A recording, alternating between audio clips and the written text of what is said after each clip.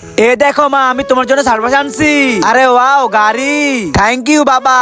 যাও মা, ভালো মতো খেলো আর দূরে কোথাও যেও না। আরে আমি গাড়ি চালাতে চালাতে ক্লান্ত হয়ে গেছি। আচ্ছা ঠিক আছে, আমি একটু পানি খেয়ে আসি। ভাই তুই কান্না করিস না, দেখ গাড়ি, আমি তোকে গাড়িতে বসাচ্ছি। আরে আমার গাড়ি আবার কই গেল?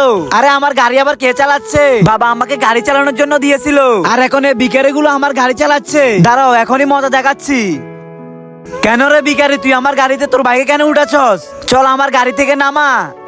বোন, আমার বাইক অনেক কান্নাকাটি করতেছিল, সেই জন্য তোর গাড়িতে বসাচ্ছি। বোন আমার ভুল হয়ে গেছে, এখন আমার বাইকে উঠাচ্ছি। আরে মেয়ে শুনো, তোমার ভাই এখানে বসুক। আরে বাবা ওকে উঠাও না, এটা তো আমার গাড়ি। ভিডিওতে যে দেখবে আর একটি লাইক করে চ্যানেলটি সাবস্ক্রাইব করবে, তুমি তার সব গুনাহ মাফ করে জান্নাতে নিও।